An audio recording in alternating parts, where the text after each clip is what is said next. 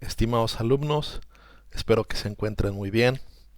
En esta sesión vamos a explorar y a discutir algunos puntos centrales de Ser y Tiempo, de su primera sección. Esto que hemos denominado forma parte de la analítica existencial del Dasein.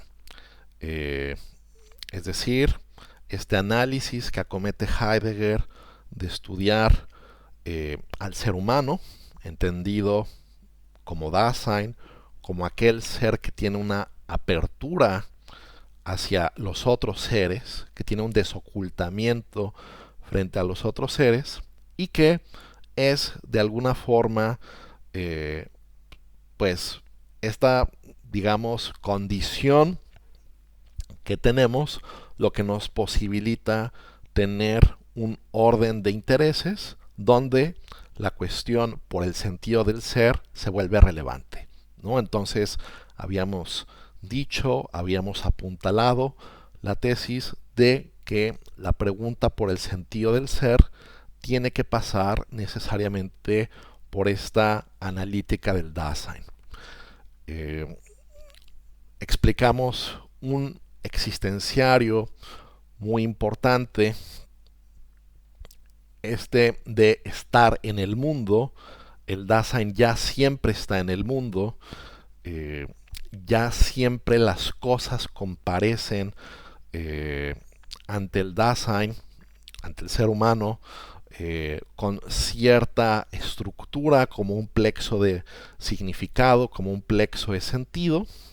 Nosotros vimos que Heidegger comenzaba ese estudio a partir de pues una dimensión específica de lo que sería el mundo, es decir, los así llamados útiles, das Zeug en alemán, o como dijimos, esto también se puede traducir como stuff en inglés, que justamente tienen un entramado o constituyen una especie de cadena de remisiones, ¿no? Decíamos que las llaves conectan con la puerta es la entrada al automóvil, el automóvil se vincula con la carretera o con la calle con un destino al cual yo quiero atender, etcétera, etcétera, etcétera. Vimos que existía esa dimensión del mundo, pero que, digamos, no es la única dimensión posible, no es la única dimensión que se puede articular. El mundo no es solo este mundo circundante, este Umwelt, sino también es este mundo común, este espacio compartido con otros seres humanos, con otros Dasein. Eh, a este respecto, pues Heidegger es muy enfático de que el mundo ya siempre comparece marcado en términos intersubjetivos. Eh, es decir, ya el mundo siempre señala cierta interacción, cierta, vamos a decirlo así, eh, cierta remisión a otros seres que son seres como nosotros y que Heidegger dice naturalmente no podemos tratar a la manera de los útiles de las cosas, ¿no? Que se emplean para propósitos pragmáticos. Heidegger dirá, digo, apunto esto, ¿no? Un señalamiento que la interacción pues más básica o más elemental que podemos tener los seres humanos, un Dasein con otro Dasein, se da a partir de lo que él llama el respeto, o mejor traducido, la consideración, Rücksicht. Pienso que Heidegger emplea este término que más precisamente se traduce como consideración, les digo, Rücksicht, en lugar del término Achtung, en alemán, que designa o refiere al respeto, pero bueno, pues nosotros sabemos que la noción de respeto tiene un fuerte componente moral, sobre todo pues a partir de Kant, ¿no? El respeto por la ley, el respeto al otro como un fin en sí mismo, etcétera. Este análisis de la analítica del Dasein, dijimos que no es un análisis moral. Heidegger quiere hacer un análisis propiamente ontológico y lo que él dice es, o sea, básicamente, o sea, nuestro más mínimo intercambio con los demás ya viene marcado. Voy a quitar algo aquí que parece estar obstaculizando un poco la vista. Ya viene marcado por el simple hecho de si uno atiende o no a la otra persona, ¿no? O sea, de si uno le da un espacio, le da un lugar, ¿no? Si te hablan en la calle, atender eso, o sea, prestar simplemente atención a alguien que te interpela, pues es una forma de consideración, ¿no? O sea, ese es, digamos, lo que marca a un nivel ontológico básico, a un nivel ontológico elemental, la posible interacción con los demás. O bueno, puedo ser, como diría Heidegger, también rücksichtslos, desconsiderado. O sea, alguien puede interpelarme en la calle y yo no le presto la más mínima atención, ¿no? Pero bueno, bueno, allá dependerá de si uno hace esto ¿no? Con la intención formal o uno quizás justo estaba embebido en los propios pensamientos y no prestó la consideración, la atención debida al otro, ¿no? O sea, dependiendo el caso, la circunstancia, obviamente ahí podría haber algún tipo de error o de equivocación. Sin embargo, bueno, pues es claro que ese prestar atención, ese simple considerar si te hablan, si alguien viene, escucharlo, alzar la vista, mirarlo de frente o no, ¿no? Bueno, ya sea que se opte o no por una actitud de consideración o de desconsideración, bueno, eso marca a un nivel primigenio nuestra interacción con los demás, ¿no? Y que bueno, pues obviamente hay ahí, ¿no? Pues margen para tomar un tipo de actitud o de otra, pero al final de cuentas, pues nosotros tomamos una actitud frente a los demás y por ello tenemos que, por esa actitud que tomamos, en cada caso, pues debemos responsabilizarnos. Bien, dije ahora algunas cosas de este mundo común, que bueno, pues el mundo siempre ya se manifiesta estructurado en términos, repito, intersubjetivos. Es decir, o sea, claro que es posible hipotéticamente, ¿no? Por ejemplo, pues no sé, un caso tipo Robinson Crusoe, que bueno, Robinson Crusoe, ¿no? El personaje de la novela de Daniel Defoe, pues es alguien que creció en la civilización y se ve arrojado, pues luego de un naufragio a una isla. No es alguien que creciera en un mundo deshabitado, ¿no? Pero bueno, podría darse el caso muy remoto, muy hipotético, de que alguien creciera en la jungla, en la selva, tipo Tarzán, qué sé yo. Pero pues obviamente no es el caso, no es la regla, ¿no? O sea, el ser humano más bien ya advierte el mundo, su entorno, marcado por la presencia de otros como, como él mismo, ¿no? Entonces, eso hace que incluso el hecho eh, de estar aislado, pues sea diferente. Por ejemplo, en el caso del ser humano a el caso, por ejemplo, animal, ¿no? Es decir, la soledad que puede experimentar el ser humano, pues eh, es particularmente, eh, digamos, ilustrativa de su condición.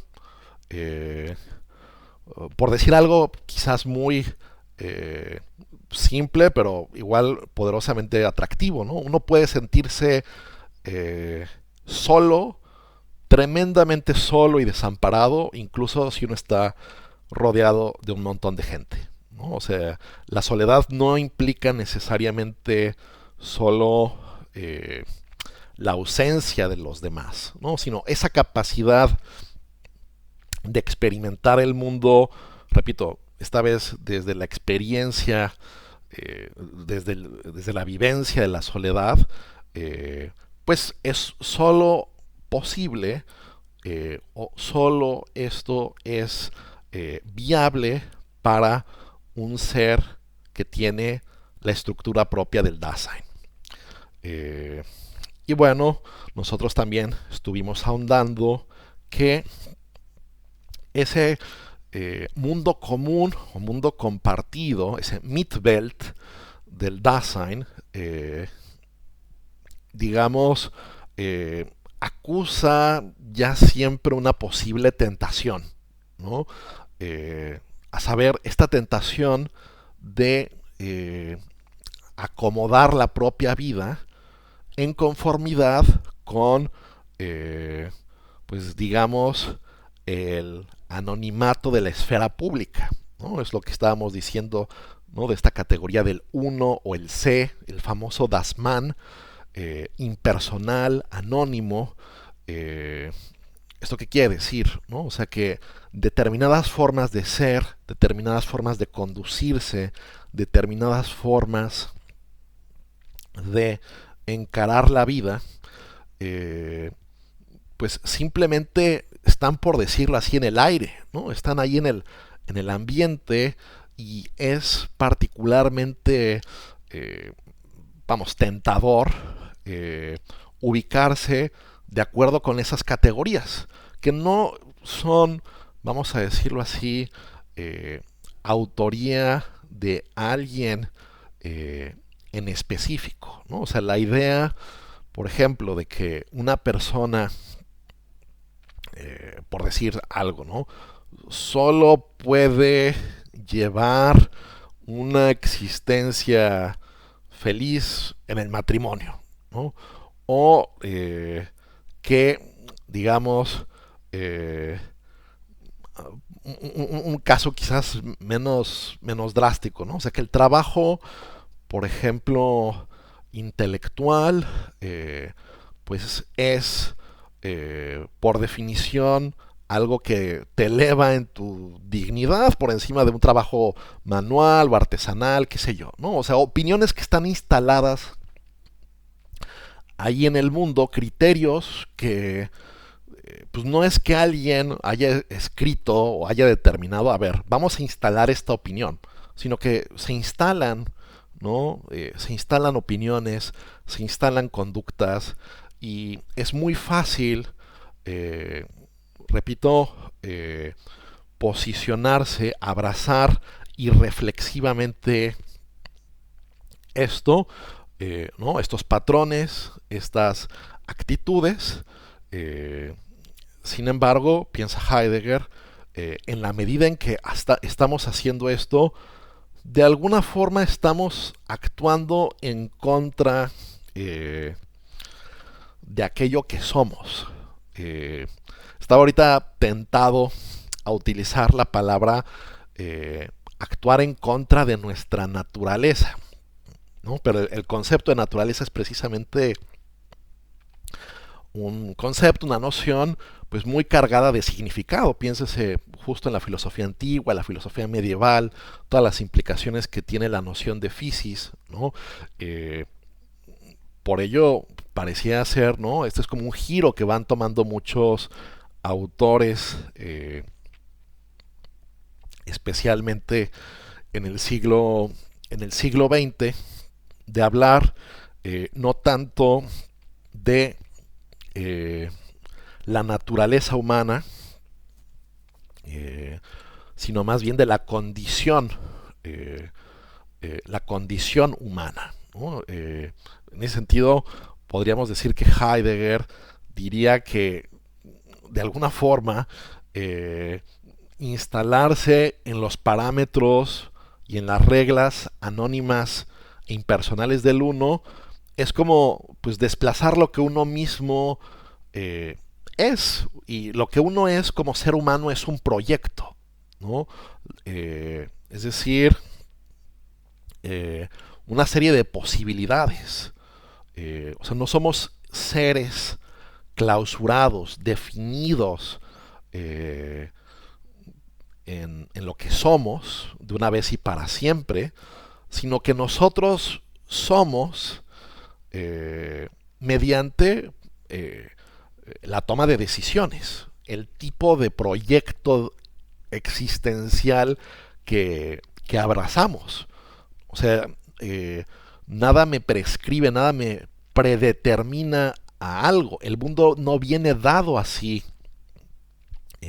fenomenológicamente, sino que fenomenológicamente eh, mi existencia, mi lugar en el mundo, es un encarar posibilidades, o asumirme o interpretarme a la luz de las posibilidades, de aquello que puedo elegir, de aquello por lo cual puedo optar, de aquello de lo cual puedo tomar distancia. Eso es lo característico de esta estructura específica del Dasein, que de alguna forma pues contraviene este modo de existir donde yo ya me, digamos, me asumo como uno más, ¿no?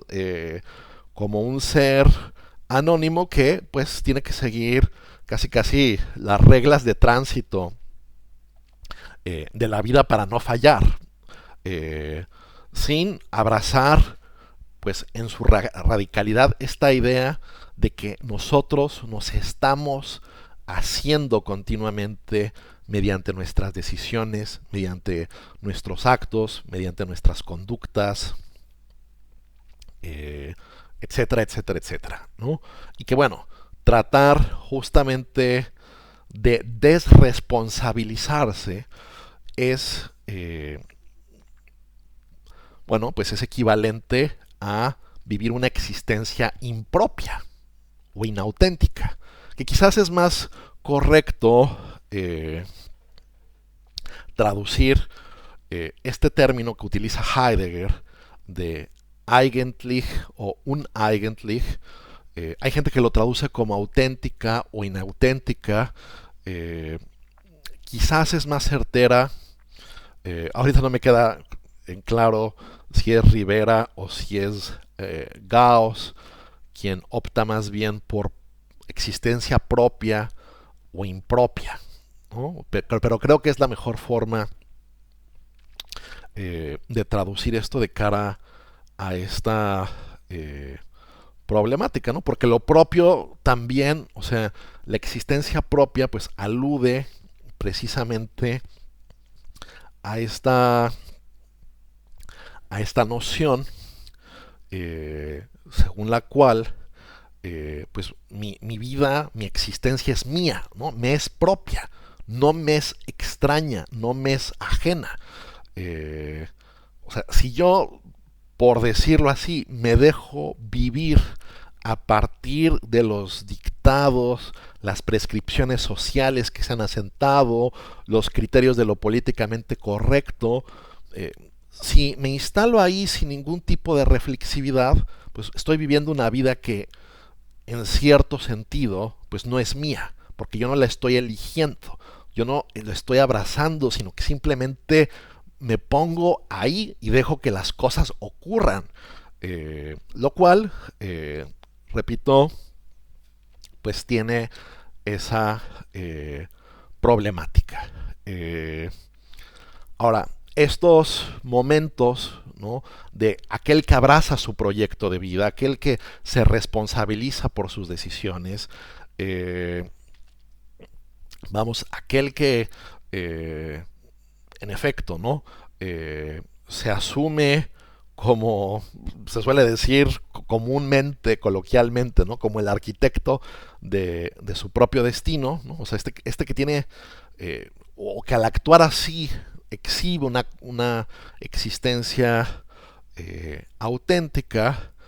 eh, bueno, tampoco es que pueda vivir así las 24 horas del día, ¿no? O sea, creo que eh, esto ya lo señalo, ya había señalado en otro momento, pero aquí aprovecho la oportunidad para reiterarlo. O sea, la autenticidad o inautenticidad para Heidegger no es una cuestión, digamos, de blanco y negro. Eh, digamos que en ese sentido, por ejemplo, ahí hay un contraste, eh, ¿no? Por ejemplo, respecto a Kierkegaard, donde pareciera que uno, ¿no?, con estos saltos existenciales, como que uno sí se posiciona en esferas diametralmente distintas y como que es más fijo, ¿no? Digamos, el colocarse en uno de estos estadios en la perspectiva kierkegaardiana, ¿no? Estos estadios de lo estético, de lo ético y de lo religioso. En Heidegger no, o sea, en Heidegger estamos como que continuamente habitando esos dos mundos, ¿no? O para decirlo eh, más ilustrativamente, o sea, muy rara vez encontramos, o se puede decir que alguien haya vivido una existencia 100% auténtica en el sentido heideggeriano. Eh, y difícilmente también encontramos a alguien que haya llevado una existencia 100% inauténtica, ¿no? O sea, lo característico es más bien es una zona como que intermedia, eh, por así llamarlo, por así denominarlo. Lo que sí es cierto, a pesar de que estas categorías, bueno, no son categorías, son existenciarios, precisamente porque el Dasein no es una cosa, no es posible hablar de categorías, ¿no? Si de repente me equivoco, es por, digamos, la costumbre de no estar hablando en lenguaje heideggeriano, ¿no? En jerga heideggeriana, ¿no? Cuando tenemos estos existenciarios de la autenticidad, inautenticidad, la propiedad o impropiedad, mejor dicho, eh, que repito, no tienen, como he señalado, apunta una valencia ética como tal. No es que Heidegger diga que la existencia auténtica es la buena o es la virtuosa, eh, ¿no? Ni tampoco hace esa caracterización opuesta. Lo que sí hace Heidegger, aunque eso lo veremos todavía más adelante, lo que sí es que el Dasein, de acuerdo con Heidegger, tiene la vocación permanente de llevar una vida auténtica, ¿no? O sea, hay algo en el Dasein que continuamente lo llama a a esa vida auténtica, ¿no? Que bueno, adelantando un poco la película, es la conciencia la que hace ese llamado al Dasein, ¿no? Es la conciencia la que le hace el llamado de empuñar la propia existencia y no delegarla, no justamente ponerla o echarla a la suerte de los demás, aquello que debería ser más propio. Eh, de uno mismo, ¿no? Pero bueno, es un análisis muy específico, muy interesante también de lo que es conciencia, que veremos también. Ahí Heidegger aborda una dimensión muy interesante de lo que es la conciencia, que se contrapone con lo que habitualmente entendemos por conciencia moral. Pero bueno, no me quiero adelantar ni explayar ahorita más en esto. Quisiera hablar ahora de tres existenciarios muy importantes, de acuerdo con Heidegger, que precisamente develan o desocultan al mundo. Estos tres existenciarios son la disposición afectiva, ¿no? Sería, bueno, los menciono en el orden de tratamiento. Heidegger dice que no es que tengan una jerarquía uno sobre de otro, ¿no? Sino que están todos imbricados y entrelazados. Nosotros vamos a ver eso en esta misma explicación que pretendo darles. Pero tenemos, por un lado, ¿no? La comprensión, perdón, la disposición afectiva, la así llamada Befindlichkeit en alemán, la disposición afectiva. Luego tendríamos la comprensión, el Verstehen, esta categoría de cuño hermenéutico muy, muy importante, con mucho bagaje, como lo pudimos apreciar o discutir en nuestra, ¿no? En la historia de la hermenéutica que trazamos, y el discurso, lo que Heidegger llama Rede en alemán. Bueno, empecemos por hablar, por decir algo acerca de la disposición afectiva. Que repito, esto tiene que ver con, bueno, esto es una traducción del término Befindlichkeit, un neologismo, una sustantivación rara que hace Heidegger del verbo befinden, sich befinden, en alemán, que significa encontrarse, ¿no? En el sentido de me encuentro triste o me hallo triste. Entonces, Heidegger lo que busca es estudiar, digamos, los temples anímicos que de alguna forma siempre acompañan nuestra visión del mundo. Incluso, por ejemplo, cuando no tenemos pues, una afección, un pathos, una emoción particularmente fuerte y vemos el mundo con cierta tranquilidad, bueno, eso mismo ya es una disposición afectiva, ¿no? Podría incluso decirlo así, aquello que Heidegger busca ilustrar mediante la disposición afectiva son como estados o temples anímicos profundos que se relacionan con lo que en alemán se denomina Stimmung, que en inglés sería como el mood, ¿no? O sea, ¿en qué mood estás? Bueno, o sea, el mood o la Stimmung, ¿no? Que Stimmung también, ¿no? Tiene otras connotaciones, por ejemplo, cuando entonas un instrumento en alemán, cuando lo afinas, ¿no? Eso es un Stimmen, ¿no? Poner en una cierta sintonía, pero bueno. Pues de alguna forma estamos nosotros templados anímicamente, ¿no? Como si fuésemos, en ese sentido, una guitarra, ¿no? Un piano, o sea, el mundo, vamos a decirlo así, de aquel que está lleno y desbordante de optimismo, es radicalmente distinto del mundo de alguien con una depresión pues muy severa, ¿no? Muy profunda, muy intensa. Pueden estar viendo los mismos objetos, pero están relacionándose con los mismos de una forma pues completamente diferente, ¿no? O sea, mientras que el optimista ve áreas de oportunidad, se fija en detalles, viene a él inspiración, pues la persona en depresión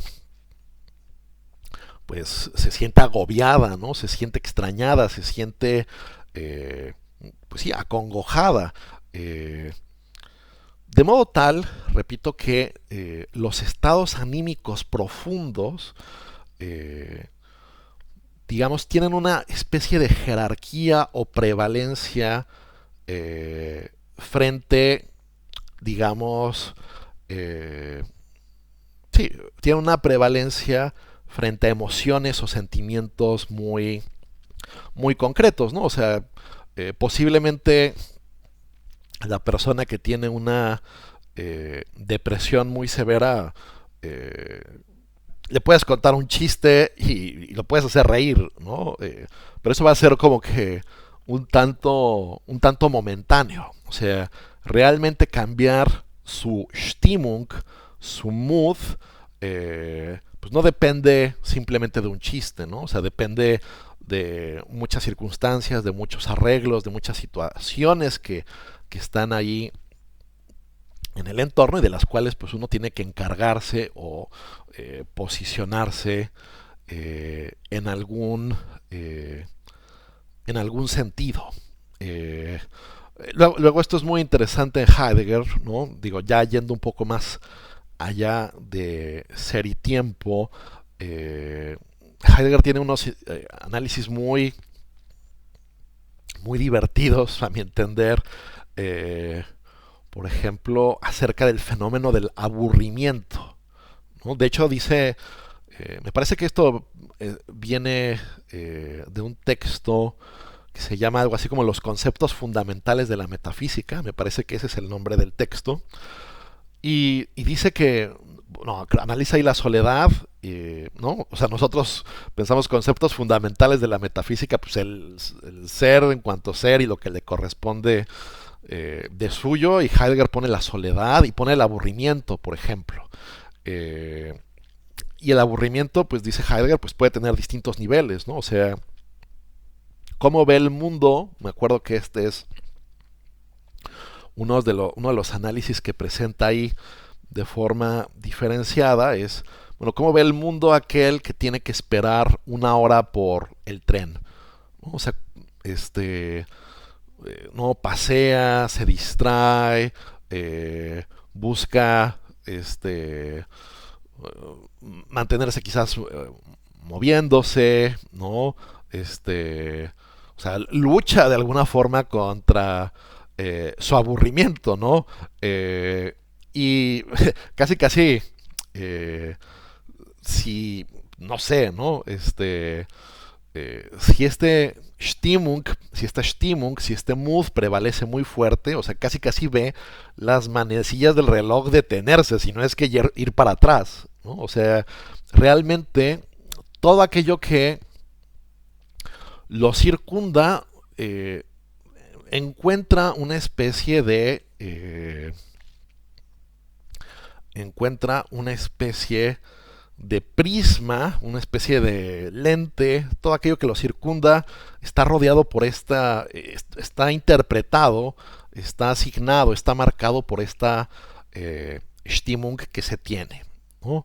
O uno puede, pone Heidegger, ¿no? También en ese mismo texto, uno puede estar en una fiesta, una reunión, y y hubo una plática, hubo una conversación, presenta Heidegger, ¿no?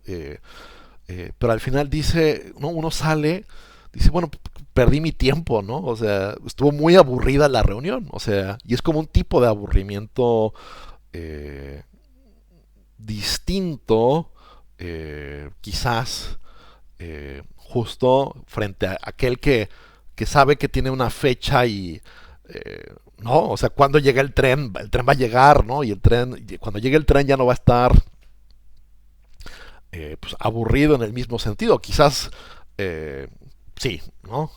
Sí, ya no estará aburrido en el mismo sentido. Y después pone Heidegger el caso de aquel que tiene como un aburrimiento, ¿no? Es un tedium vitae absoluto.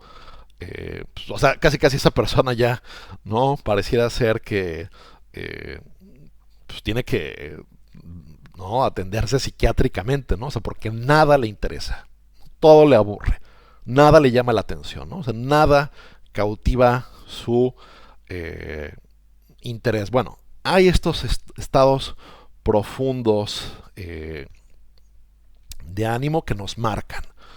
Uno que Heidegger pone de relieve constantemente, pues va a ser la angustia, eh, que precisamente es contrastada por él frente al miedo. Es decir, el miedo es algo pues muy específico, ¿no? O sea, veo un perro sin collar, un perro grande, un perro que está ladrando, veo sus dientes, o sea, eso me da miedo, ¿no? O sea, eso específico. Ya cuando llega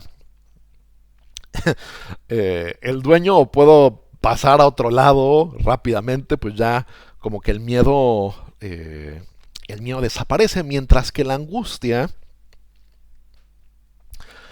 eh, es este estado que puede manifestársele al Dasein, que en realidad siempre lo acompaña, pero que no es esto siempre evidente o tangible. El hecho de que pues no somos seres que estamos acabados en el sentido de completamente manufacturados, completamente hechos, ¿no? Sino que continuamente nos estamos eligiendo a nosotros mismos, continuamente estamos decidiendo eh, quiénes queremos ser. Es este estado de arrojado que tiene el Dasein, que tiene que encargarse de sí mismo, que tiene este tener que ser, este su sign del que también se había hecho mención, este responsabilizarse, asumirse, eh, bueno, de alguna forma siempre lo acompaña, a veces de forma más visible, menos visible, pero la angustia sí tiene como Stimmung, pues un lugar muy privilegiado porque está íntimamente ligada con el ejercicio propio de la libertad. Bueno, entonces tenemos ese existenciario que abre el mundo, ¿no? O sea, nos permite, nos desoculta el mundo, ¿no? La Befindlichkeit, la disposición afectiva, que repito, no hay que confundirlo con estados de ánimo, pasiones, emociones pasajeras, ¿no? Sino que tienen un carácter más fundante, más estructural. Bueno, luego tenemos la noción de la comprensión, el así llamado Verstehen, el Verstehen, la comprensión, que bueno, es digamos, ya siempre estar interpretando el mundo, ¿no? Que es de alguna forma constitutivo esto del tipo de seres que somos nosotros. Y aquí una distinción que creo que puede clarificar.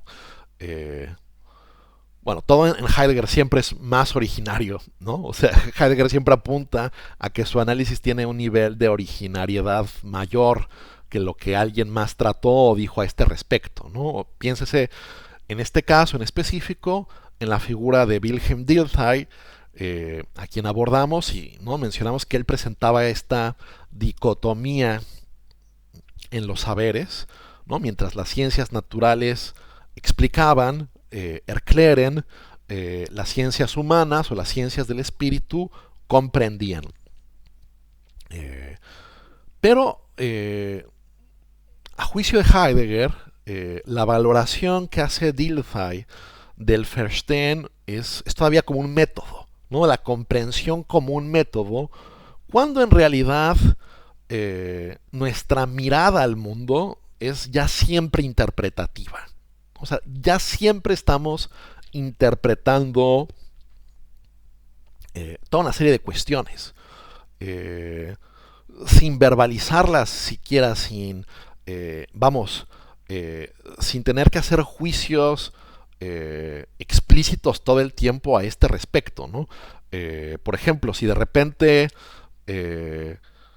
salimos a la calle y vemos que llega una ambulancia a un edificio, se bajan pues sí, camilleros con la camilla, son unos doctores, pues nosotros interpretamos eso sin hacer pues grandes malabares teóricos, interpretamos eso como una situación de emergencia, ¿no? O sea, raro sería que de ordinario no pasa que cuando nos encontramos algo así, que esto sea una escena en un film, ¿no? Donde uno, bueno, ya se tranquiliza y ya ve las cosas de otra manera. O sea, ese tipo de ocasiones excepcionales, pues sí, precisamente son excepcionales. O sea, más bien interpretamos ya al mundo siempre desde ciertas posibilidades. Y es en virtud de esa familiaridad que tenemos con el mundo, que vamos ganando, que se va acentuando siempre cada vez más, que proyectamos interpretaciones futuras o anticipamos cierta clase de eventos.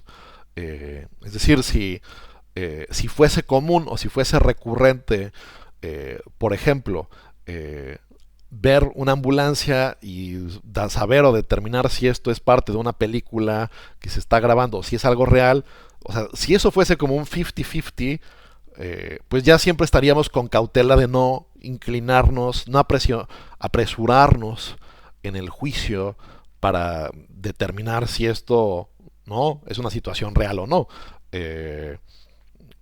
Si fuesen así las cosas, pues conforme a ello se ajustaría nuestra interpretación del mundo. Pero esto no ocurre así, repito, de ordinario. El Verstehen es entonces algo más próximo, perdón, a un know-how, a un habérselas, a un arreglárselas con algo, con una cosa, ¿no? Por ejemplo, en el fútbol, no lo sé, o sea, cuando hablamos por, sí, traer un caso de que alguien está leyendo, un jugador está leyendo bien el partido, ¿no? Sabe por qué terreno de la cancha moverse, qué rival es más lento, es más torpe, está distraído, ¿no? Si no tiene pues no sé, buena capacidad para cabecear, etcétera. O sea, si alguien lee todo eso bien, pues está interpretando adecuadamente la situación con respecto a lo que sería en este caso un juego. Entonces esto se parece más a un know-how, ¿no? Que a un know that, ¿no? Un saber proposicional, es tal que X, ¿no? Sino que esto es más bien como una especie de skill, una habilidad básica que siempre estamos ya desempeñando, ¿no? Por ejemplo, Heidegger trae a colación recurrentemente un ejemplo de no, o sea, alguien que conoce el mundo universitario y entra a un auditorio donde se va a dictar una cátedra, pues sabe por qué la gente se sienta donde se sienta, por qué solo hay una persona que está hablando, por qué le están prestando atención. O sea, alguien que no esté en lo absoluto familiarizado con el mundo universitario, pues verá eso con cierto asombro, ¿no? No entenderá eh, de buenas a primeras qué está pasando, ¿no? O sea, ¿por qué el cuate ese que está ahí parado es el único que puede hablar y los demás no se pueden poner a platicar? ¿Por qué hay un silencio en el aula? Eh, Etcétera, ¿no? En fin, siempre estamos ya en esa situación de, eh, digamos, de interpretación que tiene que ver también, y esto lo señalamos, en algún punto con, esto tiene que ver con el famoso círculo hermenéutico. Eh, es decir, esta idea de que eh, cuando interpreto algo particular, lo hago a la luz o al amparo de una consideración, una visión más global de las cosas, y a su vez esa visión más global de las cosas pues va marcada o se va forjando o se va determinando conforme a pues conforme a actos y elecciones y experiencias específicas. Ahí cabe decir que esta noción del Verstehen en Heidegger parece ser como una especie de traducción a un lenguaje ontológico, eh, aquello que, por ejemplo, Aristóteles trataba en el libro 6 de la ética nicomaquea, ¿no? Que es la frónesis, la prudencia, ¿no? De este fenómeno ético, o esta capacidad, mejor dicho, esta virtud dianoética, ¿no? Que nos permite tomar buenas decisiones y ejercer las virtudes de carácter. Un intérprete italiano muy famoso de Heidegger, Franco Volpi, ¿no? Fue como un pionero en indicar que pues Heidegger se habría inspirado para desarrollar su noción de Verstehen pues muy fuertemente a partir de Aristóteles, ¿no? Pues yo les decía que Heidegger dictó muchos cursos sobre Aristóteles antes de Ser y Tiempo, y bueno, hay una impronta aristotélica muy fuerte en Heidegger. Y bueno, ¿por qué traje a colación esto del, digamos, este trasfondo de inspiración de Heidegger? Bueno, porque de alguna forma esto responde muy bien con lo que es el modelo de la ética aristotélica, ¿no? Es decir, el phronimos, el hombre de prudencia o el hombre virtuoso, el spoudaios, pues es aquel que precisamente tiene una representación global de su propia existencia, quiere ser una persona eudaimon, feliz, pero para ser feliz pues tiene que ejecutar acciones particulares, ¿no? O sea, siempre hay lo que los griegos pues denominaban un kairos, ¿no? Una situación, un contexto de acción específico. Pero ese contexto de acción específico en el cual ya siempre me encuentro,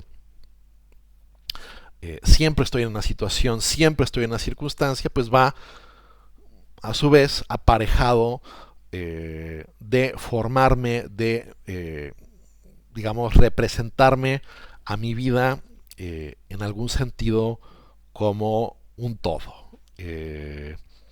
¿No? Entonces hay esa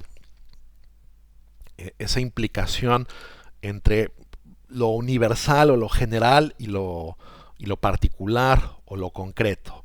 Y repito, el Verstehen es algo que se asemeja más a una skill, a una capacidad, a una habilidad, más que a un método, y tampoco es algo como tal, como un saber de cosas, ¿no? Sino es más bien un saber de cómo arreglárselas o vérselas con unas cosas. Y ese sería como uno de los accesos más, digamos, más fundamentales que tendríamos a la realidad. Y luego tendríamos otro existenciario muy, muy importante, que sería el existenciario del discurso, lo que Heidegger llama Rede. Es decir, el mundo es algo que muestra o arroja significados, ¿no? Que muestra orientaciones, que muestra sentidos, que muestra de alguna forma la potencialidad de ser enunciado, de ser descifrado. Quisiera dejar algo en claro, es decir, para Heidegger no es lo mismo lenguaje que discurso. Nuevamente, el discurso parece ser algo más originario, ¿no? O sea, es la dimensión de significatividad más elemental que puede concretizarse pues, de muy distintas maneras. Por ejemplo, es distinto cómo yo encaro la significatividad del mundo a partir de si soy hispanohablante, germanoparlante, angloparlante, ¿no? Esas ya son determinaciones ónticas específicas, ¿no? Concretas, manifestaciones ónticas, cuando en realidad hay una dimensión de lo que es la significatividad más amplia que no se agota en un lenguaje concreto o particular. Más bien como que, bueno, Heidegger como que lo dice metafóricamente, como que a la realidad le brotan palabras, ¿no? Suena un poco como Octavio Paz, y bueno, de hecho, cabe decir que si ustedes leen El arco y la lira de Octavio Paz, ¿no? Esta obra famosa que es como su poetología, su análisis de lo que es la poesía, etcétera, Paz está muy inspirado en Heidegger, ¿no? Justamente en esa, digamos, recientemente se había traducido Ser y Tiempo al español y Octavio Paz fue de los primeros lectores. Entonces, ¿qué es lo que pasa? O sea, a las cosas le brotan palabras, dice Heidegger metafóricamente. O sea, nosotros podríamos denominar algo, referirnos a algo en inglés, en español, en alemán, en portugués, etcétera, ¿no? No hay solo un acceso lingüístico, o mejor dicho, incluso podría uno tratar de tematizar algo a partir de un lenguaje como el musical, ¿no? O sea, transmitir, comunicar algo a partir de la música, ¿no? O sea, la música tiene también una significatividad que se basa, repito, en esta dimensión ontológica de lo que Heidegger denomina discurso. Ahí es interesante, por ejemplo, también, ¿no? de estos análisis curiosos, de estos análisis curiosos muy fenomenológicos que encontramos a lo largo de la obra, bueno, ahí viene un análisis muy interesante de lo que es el silencio. O sea, el silencio es algo que también puede ser muy significativo, piensa Heidegger, ¿no? Y uno ve por eso por qué el discurso es anterior al lenguaje, ¿no? O sea, un silencio fulminante puede, de alguna forma, decirte mucho más que, pues no sé, ¿no? Que un insulto o que una palabra de desprecio. O sea, el silencio puede ser muy significativo, ¿no?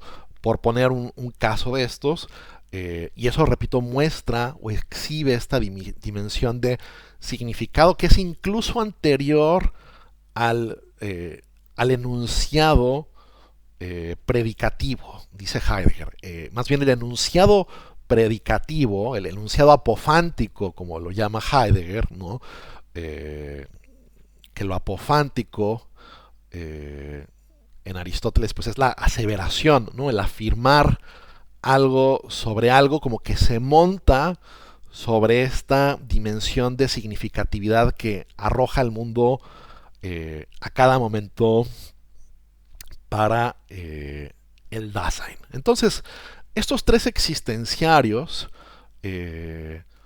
abren al mundo, ¿no? Permiten ubicar al Dasein en un lugar de verdad. Sin embargo, Heidegger contrasta estos existenciarios con distintas formas desvirtuadas de acceso al mundo que padece el Dasein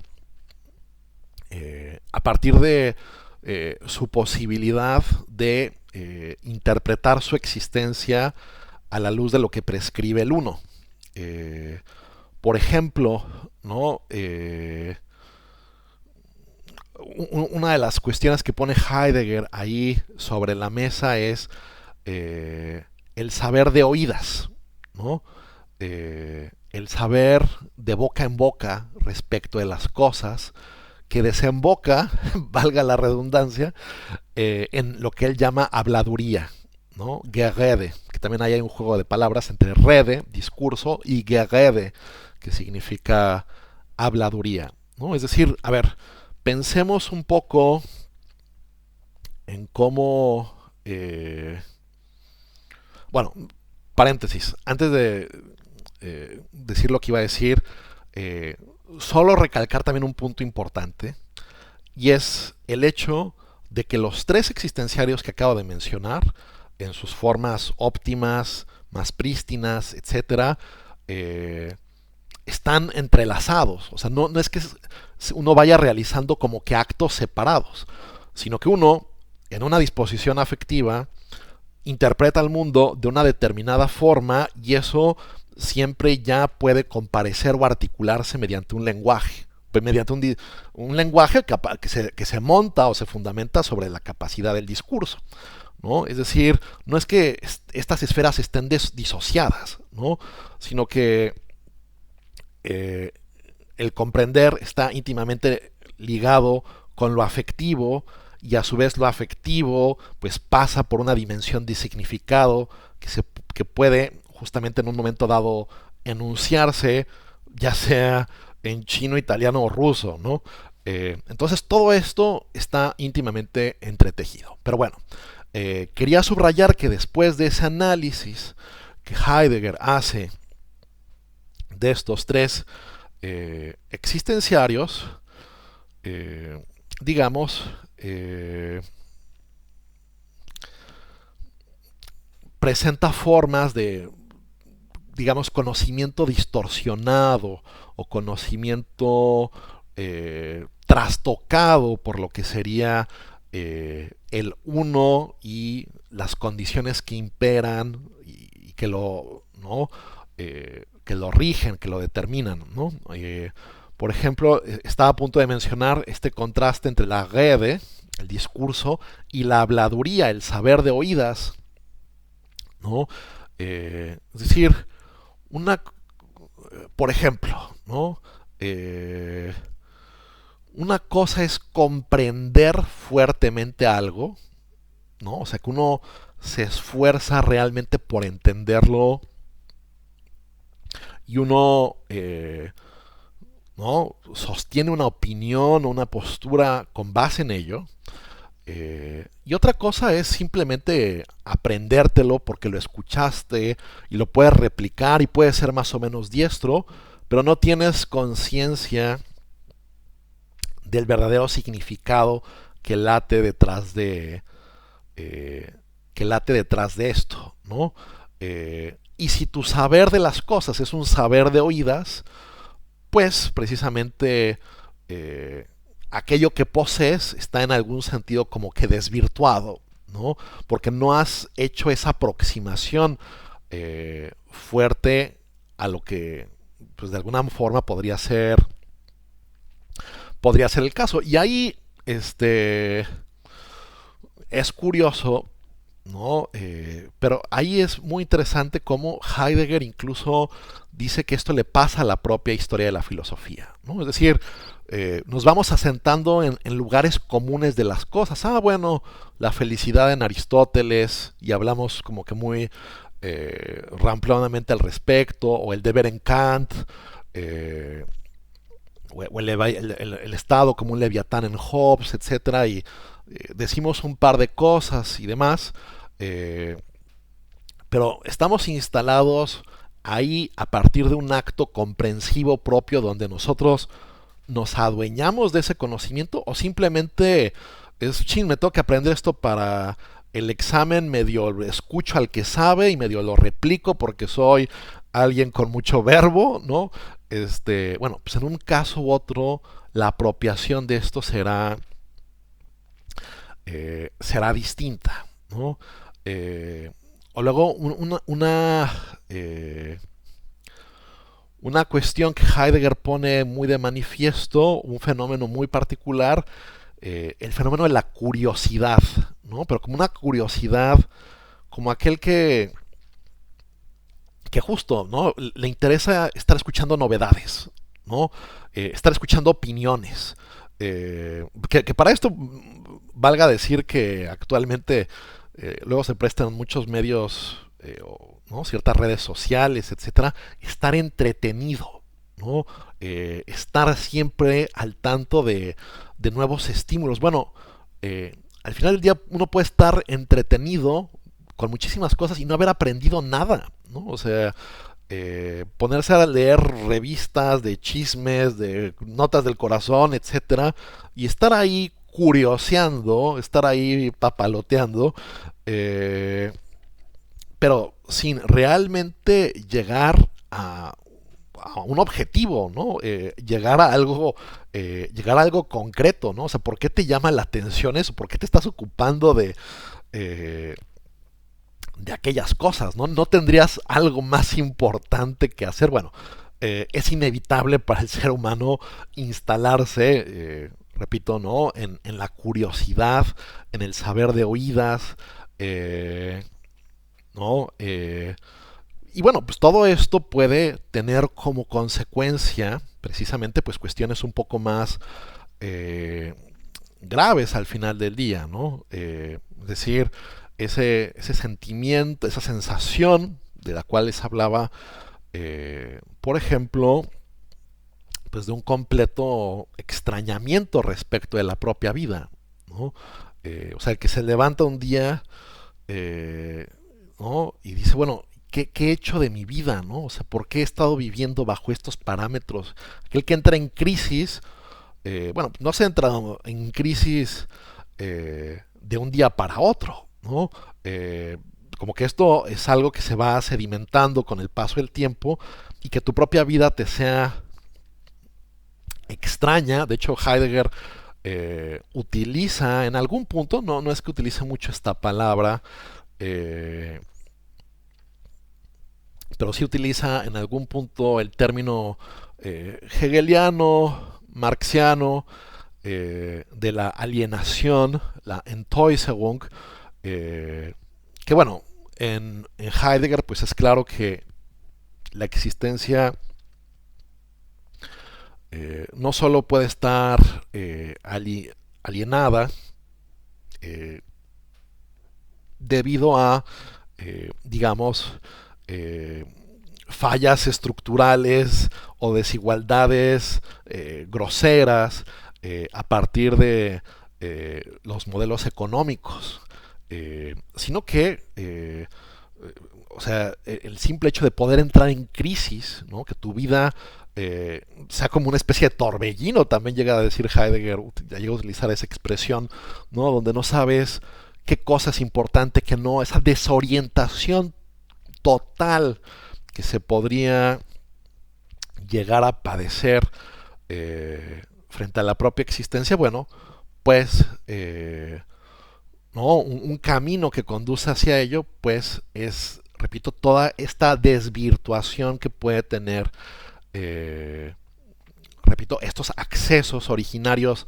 al mundo que realmente, como eh, venimos diciendo, pues abren al Dasein frente a sus posibilidades, tendrían de ordinario que invitarlo a responsabilizarse de su existencia, a empuñar su vida como un proyecto propio y no un proyecto ajeno, eh, y en virtud de esto, ¿no? Pues sí, conducir la propia vida. Bien, hasta aquí esta sesión eh, asíncrona. Continuaremos con nuestra revisión de Ser y Tiempo en nuestra siguiente sesión. Hasta luego.